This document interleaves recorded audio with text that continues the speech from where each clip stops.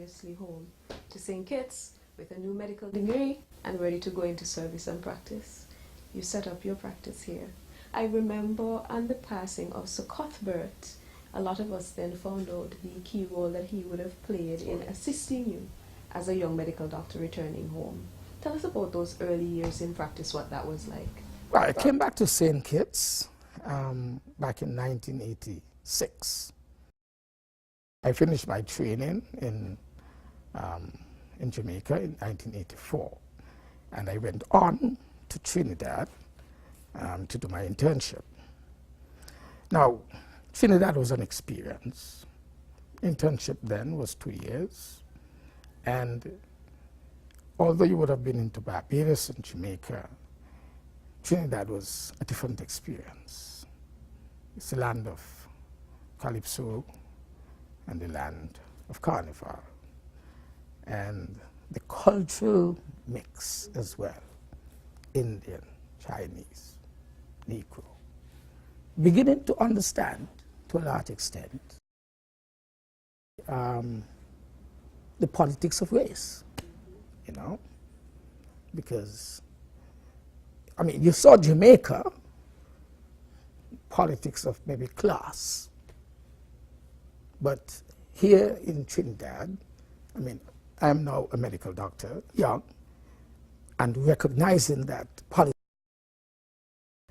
part of my future, it's in my veins, naturally, and so you begin to interpret society in a different way to begin to appreciate it than a medical doctor in a hospital where you see all kinds, the rich, the poor, the Indian, the African,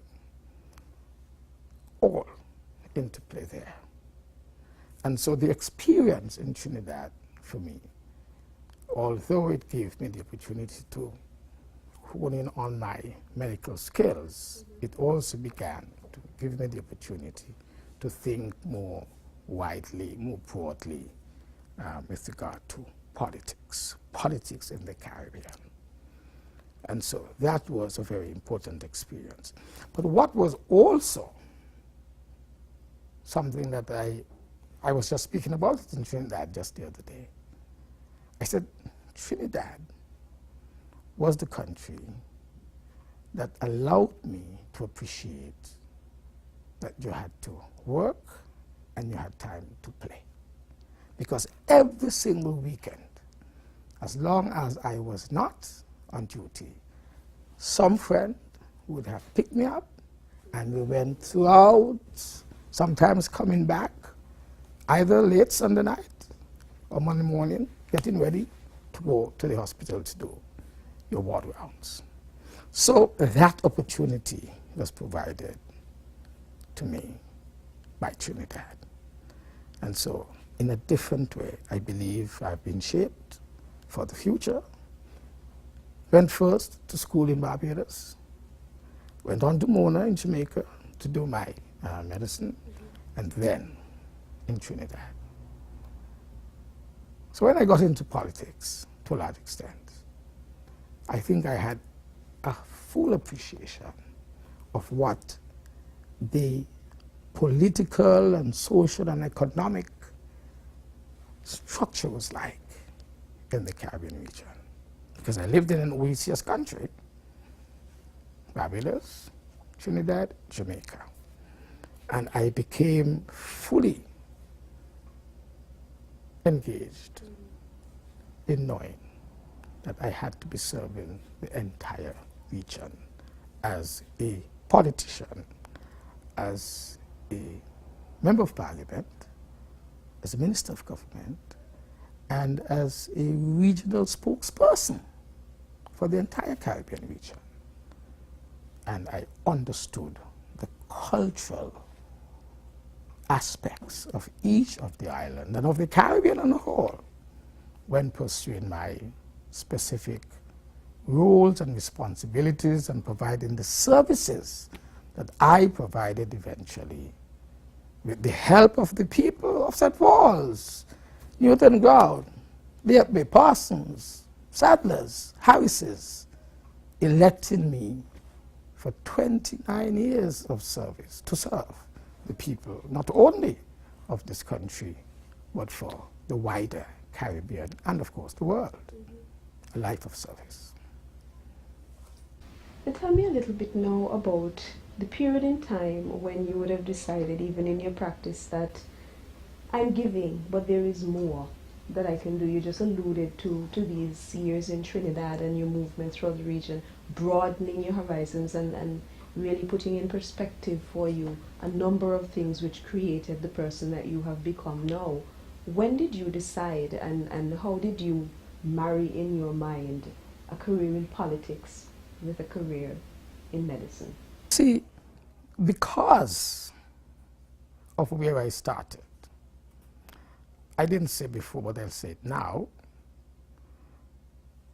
Sir Robert Llewellyn Bradshaw was a very close relative of mine. He was from St. Paul's. My grandmother, Henrietta Douglas, Henrietta Bradshaw Douglas, was his aunt. It was her brother who was Sir Robert's father. So I knew Sir Robert from a very early age and got quite a bit of exposure to him, especially when I served in the 4-H club. Because one of the things about 4-H is that it taught you to speak. And we, the leaders, though we were just, 13, 14, 15, 16 years old, we were the ones who made the introductions to our guest speakers. And we gave the vote of thanks at the end of the presentations.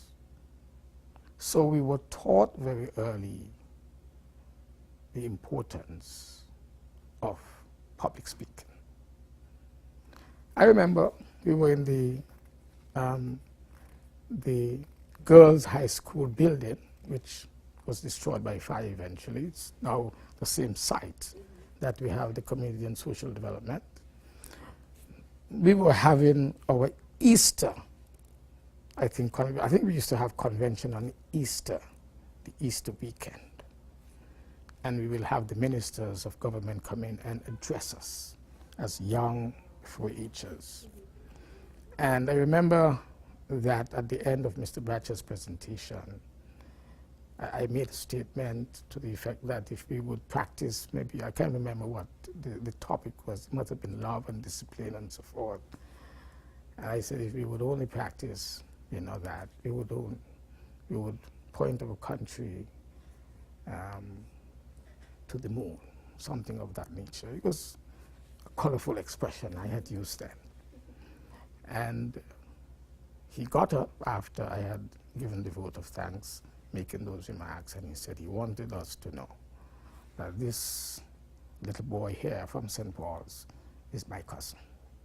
So I felt very, very proud of that. And so as I went into my life, whatever it was, I knew that I had a background of politics. And I went into medicine. I knew I had to serve. He had given me the opportunity to go on to grammar school. I therefore had to give back to somebody, something, some people, a community, a country, what was given to me to start me. I came back here. I had some difficulties with the government of the day in starting out in medicine. But I was so determined and full of confidence and feeling so independent that when I had some difficulties in starting to work as a medical doctor for the government, although I was bonded, I started my clinic right here in St. Paul's. There is a building just not far from where we are today, It's owned, I still think, it is still owned by the Calvary Baptist Church. I think they had upstairs, maybe it was a preschool. And when it closed at 4 o'clock in the afternoon, I turned that into my practice, my medical practice. That's where I started. My father took pride in having people come to this house and booking names to see the doctor. The afternoon starting at 4. He took pride in doing that. So there was I, in medicine, but still hooked at home, serving the interest of the people. You know what I charged? $5 for children. That's how I started. And $10 and $15 for adults. Those were my fees. So it wasn't about getting rich quick. No. It was about helping. I always knew that that would come. People would come and some money will come. It was to serve the interest of our people. And I believe it was out of that kind of embarrassment that the government eventually called me to work in the Joseph and France General Hospital. And there I had the opportunity to again serve the people of St. Kitts-Nevis. Put it into perspective for me. You were charging $10 and $5 and $15. What were the fees normally like back in that time to see an officer? Maybe about 30. It wouldn't have been less than 30, I'm sure. So you probably had people outside your community coming to see you when they heard what Dr. Douglas was charging. Well, of course. And I was not doing it to undercut anybody, not at all. But you realize this? Yes. These were poor people. I mean, you make $5, everything. I mean, the clinic was full, 30 people every night. That's how it started. 30 people every night. I then went into Bastille and I started my practice in Bastille, right there in College Street. And that's where the advice from Sir Cuthbert came. What was his advice to you? What did he say to you? When I came back and I was trying to get the practice established in Bastille, I did get the office that Ted Hobson in Nevis, lawyer, QC, Ted Hobson, what he was using. He was going back to Nevis. He used to work in St. Kitts then. And so I rented the place. And while I was getting it prepared, that is upstairs Horsford, you know, where I think it's the same area, must have been the same location where Dr. Lawrence's office is now, one of those Horsford buildings there. And I was visiting the doctors, the older doctors, Dr. Laws. Dr. Laws gave me my first set of medicine. Ah, yes, he did. Started me off with first set, maybe gravel injections and vitamin B2 and these things that he knows, or he knew that I would be needed. Yes. And so we used to order these medicine from Mr. Ferguson, who used to work at City Drug Store. So he started me off with these. So you're going to need these, bam, give me. So I was going around to the doctors, telling them I'm back and so forth, want the advice. And so I went to Sebastian, Sir Cuthbert, and he said, well, your practice is going to be, I told him. He said, no, you can't be serious. He said, you need to go into a community where people live. And he says, when a woman comes home from work and she finds her child roasting in fever, she just wants to grab the child and go to a doctor. Nobody's going to all the way walk across town. And so I went to Oriel Claxton, who had an office. He's an architect, I think he was, and my very good friend from Lambert's, Kelvin Lennon, who has now died. Both of them shared that building. And he said, well, I can give you half of this. And that's where I started, right there in the gut, College Street gut. The upper portion, northern portion, became my office, and Oriel continued his office. Reflecting, was it good advice? It was very, very good advice. That's where I made most of what I have today. It's long after I moved and went into the building, the Claxton building, at the corner of 4th Street and Kearn Street. Went upstairs, had a much more room, air conditioned, and so forth and so forth and so forth. That's where I started. But again, very much pivotal for me was serving people. There was no patient who ever came to me and I turned away, whether or not they had money. Never, ever. And I never took up a phone and called any patient who said that they would pay me later and didn't come back. Never did. There was no call I had, house call, even if it was 2 o'clock in the morning, there was none I didn't respond to. I would drive by myself, or there was 1 or 2 people who I know I would have called. A young man called Sil Edwards, he used to be around me, no matter what the hour. I said, boy, I need somebody to go with me. He will say, let's go. And I went and did what I had to do. Because, again, it was service.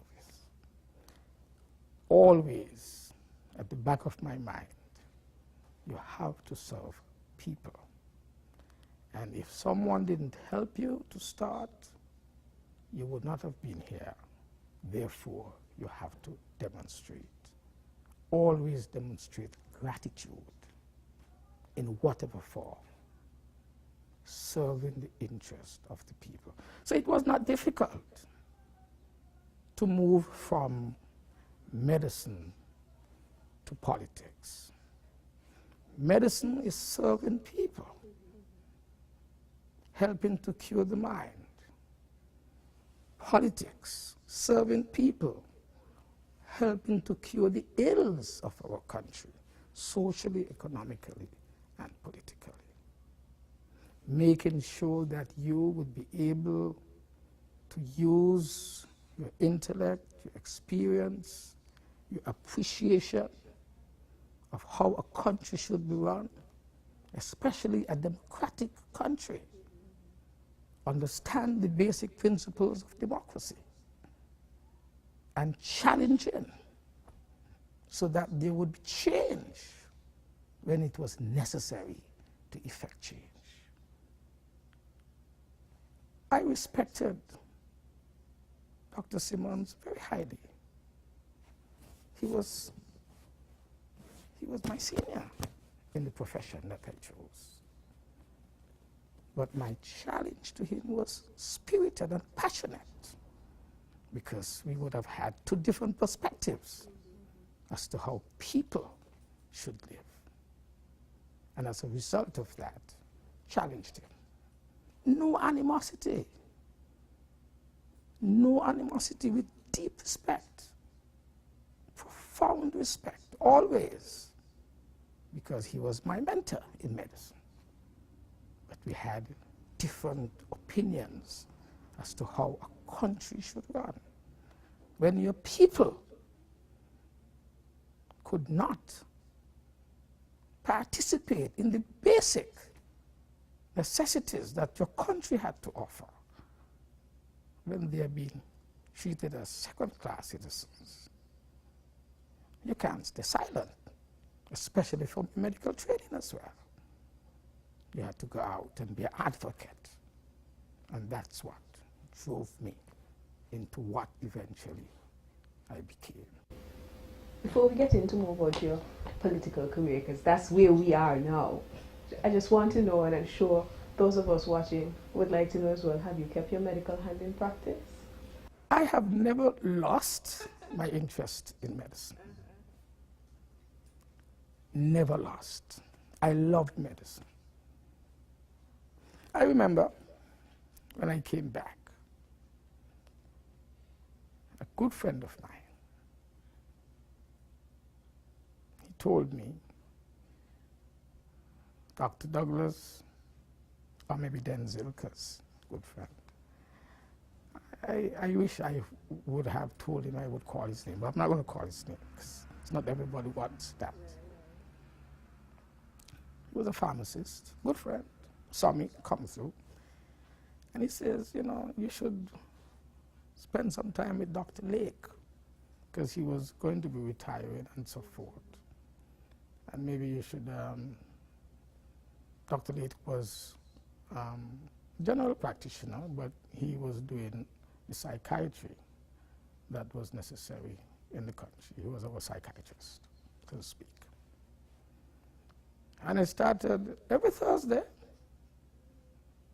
I would spend time and attend the public health clinic that Dr. Lake was having for mental ill patients. And that was an experience again, because I saw it as service. Service. I had an interest in dermatology and had started to make preparations to do postgraduate work in London, but got caught up in the politics. How did you get caught up in the politics? How did that start? Well, as I told you, the government made me a politician, you know, the Simmons government. I was in, I went off to study medicine. I was involved at the national executive level. I was the young Labour representative on the national executive of our party before I went off to do medicine. I was involved in the Football Association as well. So I was involved in a number of different things. And I went off to do medicine. And while I was there, alone, mind you, alone, I had with the Development Bank, a student loan was stopped. I went off to do medicine in 1979. The government changed in 1980, February. I had a student loan, signed everything. And the government stopped the loan after the first year. I had to go and find money to finance my education in Jamaica. Cedric Harper, who was then the warden of Irving Hall, and who today is our High Commissioner, Ambassador Harper in Jamaica, he's the one who financed me. What was the reason for stopping your loan? Douglas is a politician. Douglas was not a politician. Douglas was just simply a part of the political movement of the country. I was invited to do the same thing in Palm.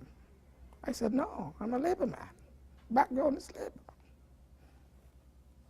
Yet I was being cut off because I chose to be with the Labour Party. So I came back when I was finished. And the party, at its very first conference I attended back in 1985, 1987. Conference is in May. 1987, I was elected as the deputy chair of the party. Even when Mr. Moore, Sir Lee Moore, had invited me to become a candidate, I said to him, I love medicine, but in order to assist in changing the image of the party and rebranding the party, I would be the candidate, but I don't want to be a minister of government because I love my medicine. But I will serve as the representative of the people of my own hometown and the people of the other villages of this constituency. I didn't see myself really as, you know. But in that election of 1989, 29 years ago, there were only two of us who won our seats. Sam Conda, my good friend, who now ambassador, former deputy prime minister, former deputy leader of our party, my good friend, and myself. He won in replacing Mr. France in constituency number 3, and I won replacing Charles Mills in number 6. Two of us in our parliament. So that really brought me full time into the politics because I became the leader of the party, leader of the opposition, and so there was no turning back. And what was that like, being the leader of, because you were a young man then, what was it like being leader of that great establishment and sort of filling the shoes of somebody like Sir Robert Bradshaw? That must have been a lot of weight on young shoulders to bear. And that's one of the reasons why I could not turn it down. Because it's almost as if, when I reflected, maybe Bradshaw had seen this. Maybe that scholarship was part of his visionary preparation for another young St. Paulian to rise at some day and serve at a wider national and regional level. Of course, I could never walk in his footsteps. He was a giant who strode the entire Caribbean and beyond. So I saw this as maybe this is what Sir Robert saw. Maybe this is what I'm supposed to be. And I said to Mr. Moore, Sir Lee Moore, I will come, but I love my medicine. And so that is what got me there. Myself and Sam alone. What can I do? I can't say no. I can't resign. And so I took the decision to move forward. And God blessed me, and the people supported me. And that's where I entered the political arena full time. I remember asking you a question when you would have gone into opposition again in the 2015 election. So, how are you going to manage now in opposition? What's the strategy moving forward? And I will never forget your response to me. I'm not sure if you remember it. You said, I came into government in opposition. That was your response to me. Tell me about that period in opposition. And because, I mean, being in opposition, it builds character. It builds character. You don't have the same resources, but what you do have is the backing and support of the constituents who put you there. I was 36 years old. The only thing that I had ever established for myself up to that time was my practice. Of course, I was the leader of a club, 4-H club, but that was in my very early formative years.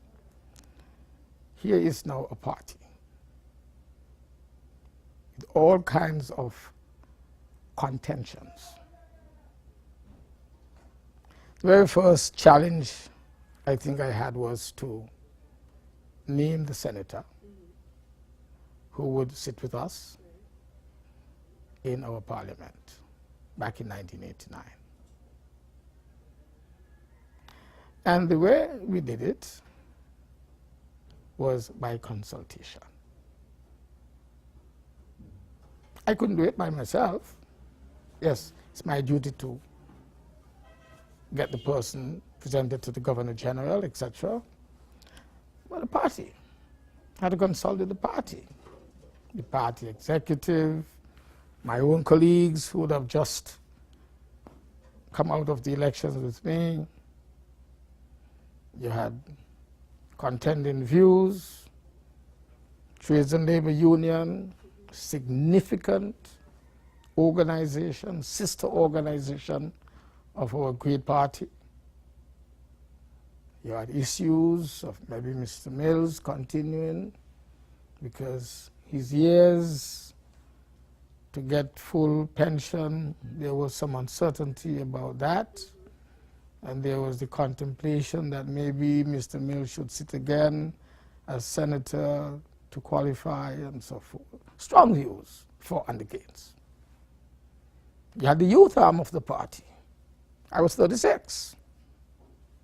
Here are two youths, Sam and myself, taking over the leadership of the party in parliament. Shouldn't we have another youth with us, or should we have an elder with us? So it was the first test, really. As I said, it was consultation. And in the end, the decision was that I would go with His Excellency Walford Gomes. Walford was then, I believe, the president of the union. If he wasn't the president then, he was the vice president. Because I felt that if you're going to move forward, you must have a coalition of forces. Right. And the union was a significant ally, an organization, a sister organization. And I think we did the right thing in bringing Walford into the parliament with us at that time. And how did that, at that point in time, work to support clearly a vision that you must have had along with your colleagues, of course, as a young person coming in, and you just mentioned you were there with Mr. Ambassador, he's now Ambassador Condor. There must have been visions that you had of what you would like to see for a St. Kitts and Nevis moving into the future, along with your party, along with your colleagues. There are also challenges, again, as a very youthful and perhaps inexperienced in comparison to the other persons who we have met both in your party, persons Sir Robert and others, and Sir Simmons, who is there now, Sir Kennedy. All of these people would have been elder statesmen when compared to yourself at that point in time. What were some of the things going through your mind, and how did you see a path to, again, going back to being that change you wanted to see? Well, what was obvious is that the Labour Party could not forget its origins.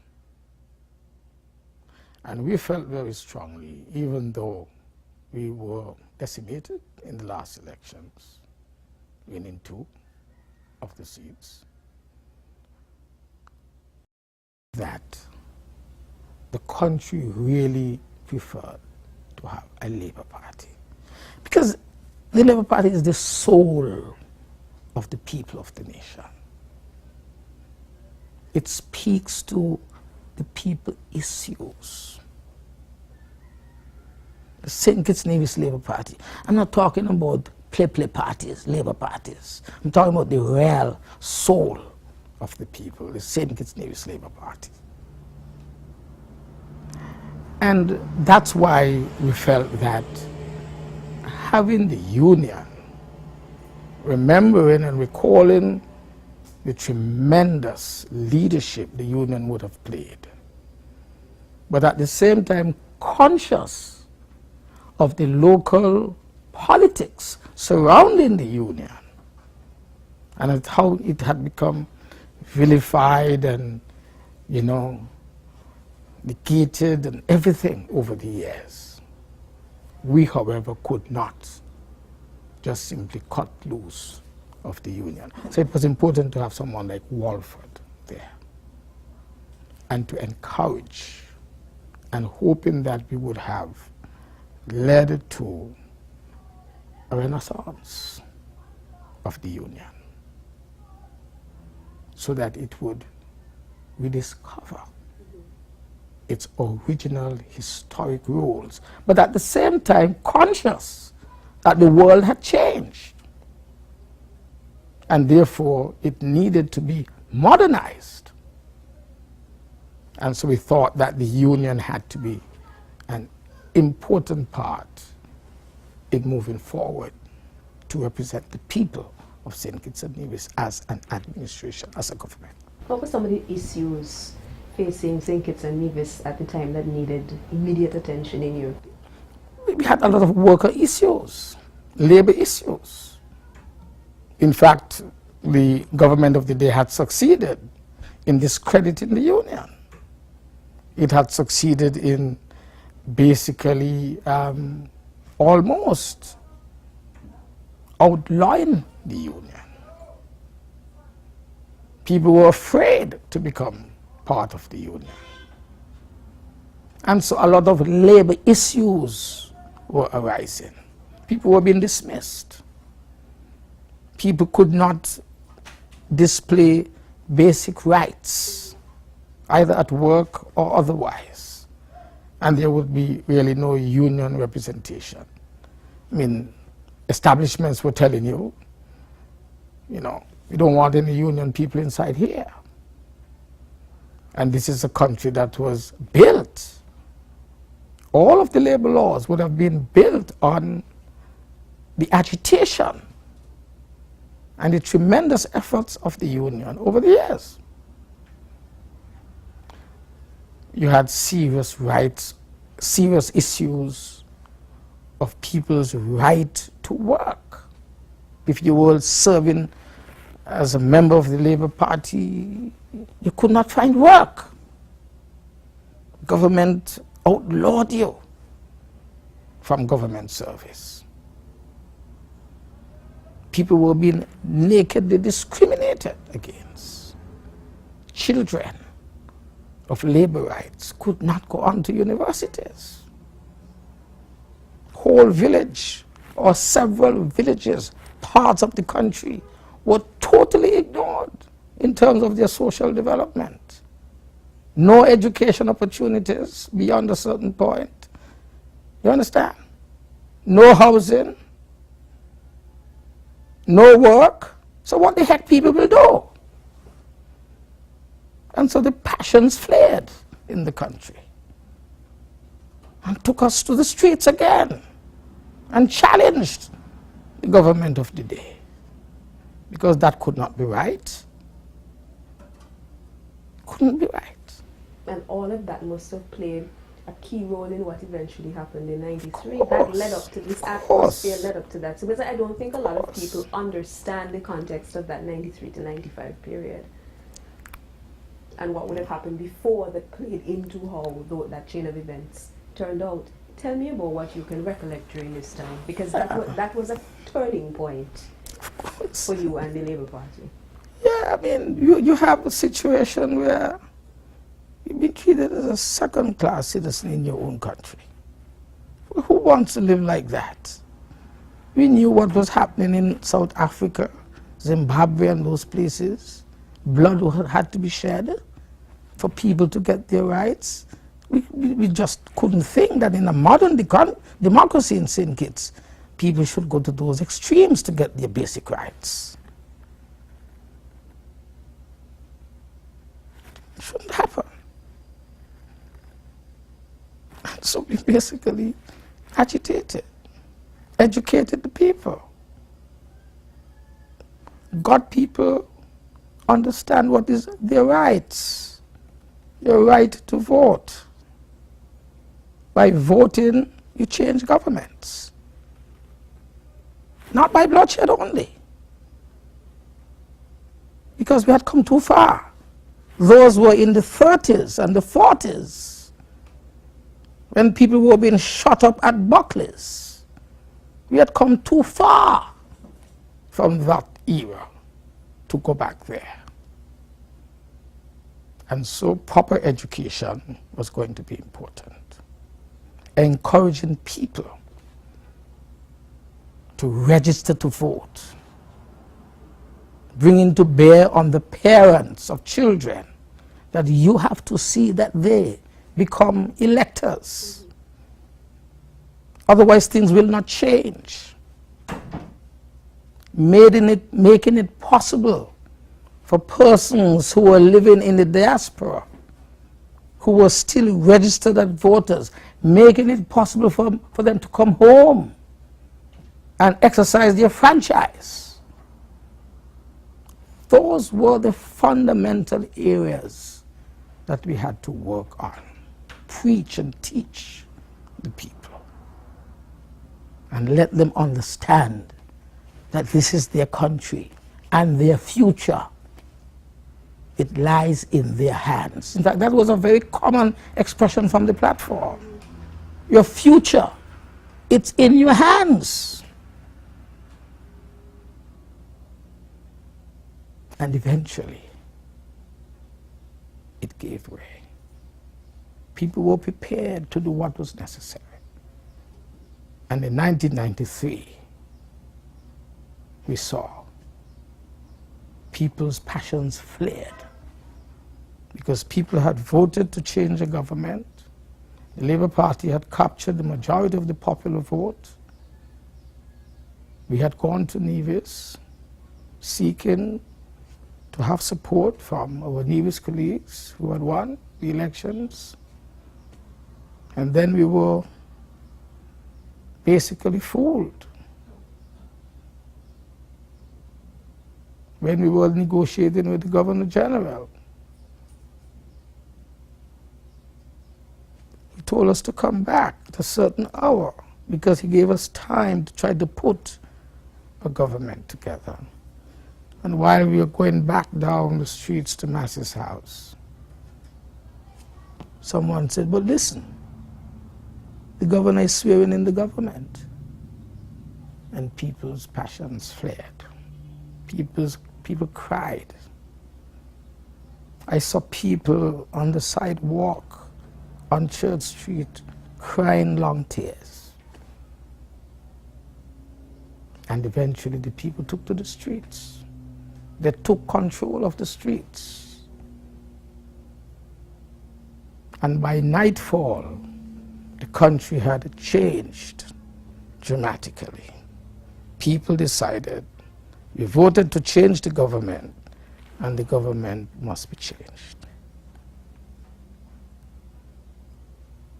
Mediation took place. Dr. Simmons, under pressure, said, I'll go back to the polls in 6 months' time. You had a number of priests who witnessed that agreement. Christian Council, Evangelical Association, and people settled down, as they would say, simmer down. And then 6 months after, he said, well, I'm the Prime Minister. Constitution gives me the right to call elections or not to call. 5-year mandate it is. And then everything started all over again. The country had become ungovernable. And no country should get to that state. The country had become ungovernable. Americans came in, worked with the chamber, had an accord signed in Nevis that things have to be changed. People's basic rights as citizens had to be restored. You can't lock out a whole part of the population because of politics from participating in the development of the country. No boards would have anybody except Pam. Nothing was for us. And those who were signing that accord said, that has to change. Otherwise the country will remain ungovernable. And you see, those who were profiting from illegal activities like drug trafficking and so forth, they flourished during this time. Because they recognized that the politicians, the attention is completely divided. And so they run rampant. Family members of the governing parties were being identified. Criminals are now saying, oh, even in law and in justice, there's discrimination based on politics. And people said it cannot continue like that. No one set of people must control this country. It has to be shared. One set of mouths alone must not be fed. All mouths must be fed. No one group of persons must get all of the benefits of jobs, of going off to study, of houses that are being allocated. They have to be shared. That's what the Four Seasons Accord basically spoke to. And eventually, elections were held and the government was removed. And there was no question this time about who won the government. And so now you're plunged into being Prime Minister. People had spoken loudly and clearly.